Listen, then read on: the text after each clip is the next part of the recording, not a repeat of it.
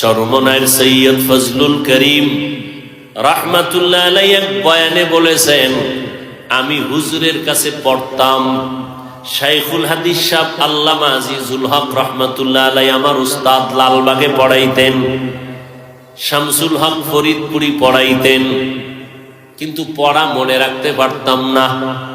শামসুল হক ফরিদপুরি রাহমাতুল্লাহ আলাইহি একদিন আমার পিঠের উপর একটা থাপ্পড় দিলেন, সেদিন থেকে আমার জেহেন খুলে গেছে। সেই শামসুল হক ফরিদপুরি রাহমাতুল্লাহ আলাইহি বলেন, কুতুবুল আলম আল্লাহ তাআলার প্রিয় বান্দা শুয়ে আছেন শামসুল হক ফরিদপুরি রাহমাতুল্লাহ আলাইহি। নাম শুনেন নাই? ঢাকা লালবাগ মাদ্রাসা, মালিবাগ আরে বড়কাটারা মাদ্রাসা, ফরিদাবাদ মাদ্রাসা, বিবারিয়ার ইউনিসিয়া মাদ্রাসা বড়, এগুলো হযরতের হাতের ছোঁয়া লাগানো। শামসুল হক ফরিদপুরি রাহমাতুল্লাহ আলাইহি প্রাথমিক কিছু লেখাপড়া বাংলাদেশে করে জেনারেল লাইনে কলকাতা আলিয়ায় গিয়ে ইংলিশের উপরে ডিগ্রি নিলেন। এত বড় দক্ষ, যোগ্য, এলেমে, আমলে, তাকওয়ায়, যাকে দুনিয়ার সব বাহাদুরেরা পর্যন্ত নাম শুনলে ভয় পাইত। কোন এক বয়ানের মধ্যে যে দুনিয়াতে সব মানুষ পাগলের দল, বলেন না কেন? একটা মানুষ নেই যে পাগল না।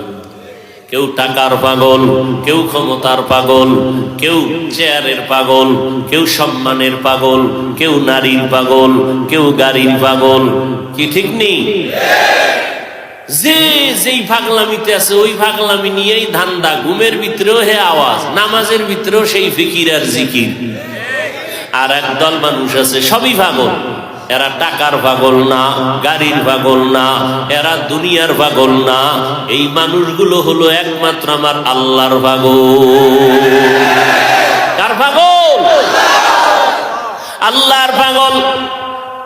عن أبي سعيد الخدري رضي الله تعالى عنه قال النبي صلى الله عليه وسلم أكثروا ذكر الله حتى يقال إنه مجنون أو كما قال النبي عليه الصلاة والسلام।